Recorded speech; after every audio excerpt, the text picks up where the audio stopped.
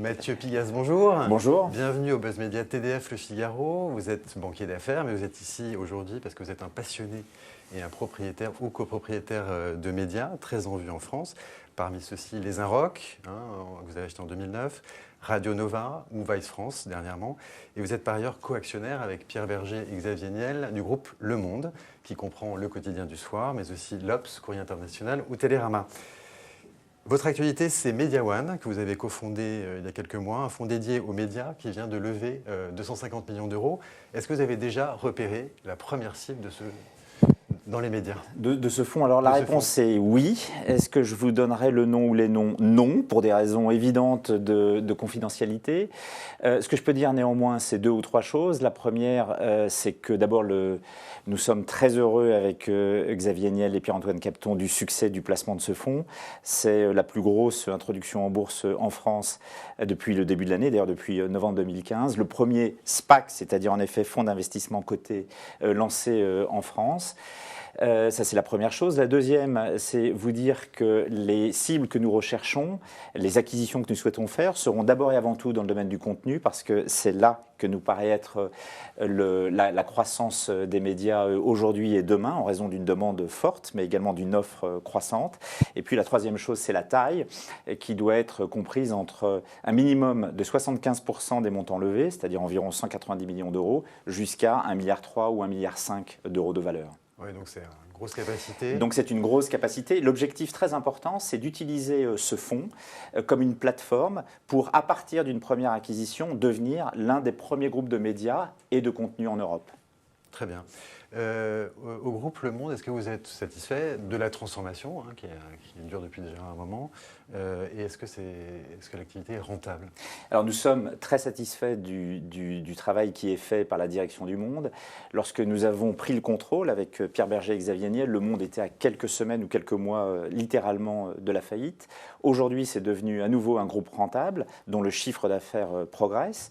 Pour vous donner juste quelques chiffres, son chiffre d'affaires est cette année de 340 millions d'euros environ, en progression nette par rapport à l'année dernière et rentable puisque son EBITDA est supérieur à 10 millions d'euros et son résultat net supérieur à 3 millions d'euros. On est donc très satisfait. Ça montre qu'il n'y a pas d'ailleurs de fatalité à perdre de l'argent dans la presse et que lorsqu'on croit au contenu, lorsqu'on investit, eh bien, il est possible en effet de gagner de l'argent. Enfin, il y a un effet de taille important dans les médias aujourd'hui, oui, bien dans la sûr. presse en particulier. Il y a un effet de taille et un effet de marque. Notre conviction, c'est que quand la marque de votre journal ou magazine est forte, lorsqu'elle est prescriptrice dans le domaine qui est le sien, il est possible d'aller chercher des revenus supplémentaires, soit sur le digital, soit par la diversification et le lancement d'activités diverses. Alors, il y a toutes ces diversifications, le digital, et dans ce contexte, est-ce que le quotidien papier a un avenir? Oui, notre conviction, c'est que le quotidien papier a un avenir, c'est que jamais un média n'a tué un autre média. La radio n'a pas tué la presse, la télévision n'a pas tué la radio, le web sous toutes ses formes n'a tué ni la radio ni la télé. Donc nous sommes convaincus qu'effectivement il y a un avenir, pour peu que la marque soit forte, comme je l'ai dit, et qu'elle soit prescriptrice dans le domaine qui est le sien. Si vous prenez Le Monde, c'est évidemment un journal institutionnel et de référence qui se présente comme tel. Si vous prenez Les Inrecuptibles, c'est évidemment par exemple un journal prescripteur dans le domaine qui est le sien, la musique, ou l'Obs, autre exemple, dans le domaine de l'information.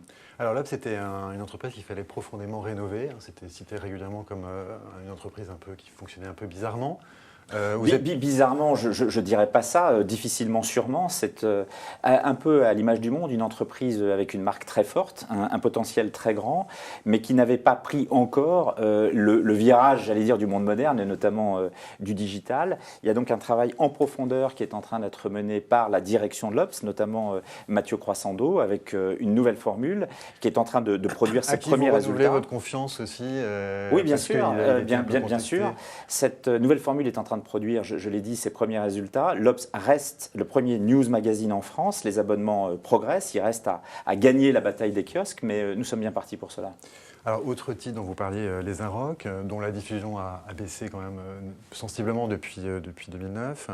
Une nouvelle formule est en préparation.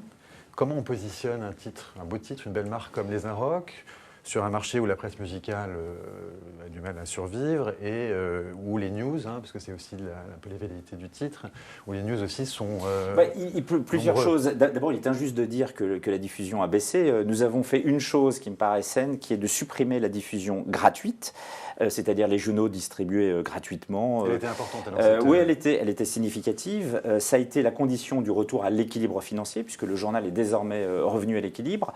J'ajoute que la diffusion papier, sous l'effet de ce que je viens de décrire, a baissé. En revanche, le nombre de visiteurs sur les sites et les applications a, lui, considérablement augmenté, ce qui fait que ce journal est devenu profitable. Pour répondre à votre question, comment est-ce qu'on positionne un journal de ce type? C'est très simple, à nouveau, et ça rebondit sur ce que j'ai dit précédemment. Vous avez une marque forte dans un domaine très particulier, la musique. Et bien, à partir de là, à partir de cette marque forte et du caractère prescripteur, vous créez un certain nombre d'événements qui vont permettre de générer du chiffre d'affaires. Exemple là, soit l'organisation de concerts, soit l'organisation de soirées par exemple, soit la vente de disques de compilation ou de livres de référence dans le domaine musical. Donc ça va plutôt être une réaffirmation de la dimension, enfin du caractère musical d'abord de ce journal? Oui, exactement. Je pense que l'évolution de la presse est telle aujourd'hui qu'il faut être fort et dominant dans le domaine qui est le sien. À l'évidence, les Inrecuptibles, et l'expérience le montre,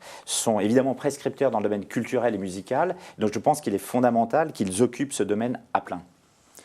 En radio, Radio Nova, très belle radio aussi.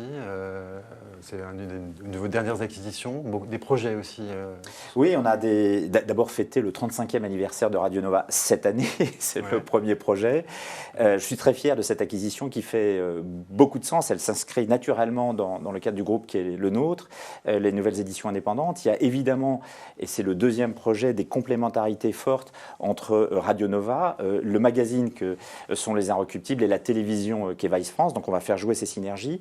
Le dernier projet, c'est précisément toujours les diversifications, et là en l'occurrence une diversification géographique et l'ouverture vers l'Afrique. D'accord, c'est quoi le projet en Afrique si on peut... Alors c'est très simple, c'est de conquérir de nouveaux territoires et donc ouvrir un certain nombre de fréquences et donc un certain nombre de stations dans les pays francophones africains. Et de fait d'ailleurs, juste un mot, pour vous dire que pour fêter ces 35 ans et conquérir ce nouveau territoire de croissance qu'est l'Afrique, eh bien Radio Nova va affréter un bateau un peu sur le modèle des radios libres anglaises classiques et qui va aller de Brest au Sénégal. Alors la presse, vous baignez dedans depuis toujours. Votre père est journaliste, était journaliste, votre oncle, votre frère, des cousins, nombreux cousins.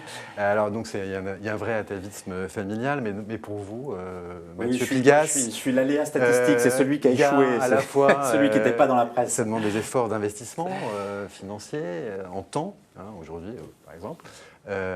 C'est quoi le sens de toute... j'allais dire, votre activité dans les médias? Vous avez répondu à ma place. C'est d'abord et avant tout un atavisme familial à l'évidence. C'est aussi à l'évidence une passion. Et le sens de l'engagement, c'est précisément un engagement visant à donner du sens. C'est-à-dire la conviction que les médias sont un élément essentiel pour le fonctionnement d'une démocratie ou d'une société. Et ils doivent contribuer à donner des clés pour éclairer le fonctionnement du monde. Et le sens de mon engagement, c'est précisément celui-ci. Mathieu Pigasse, merci. Merci à vous. Et on vous donne rendez-vous la semaine prochaine pour un nouveau Buzz Média TDF Le Figaro.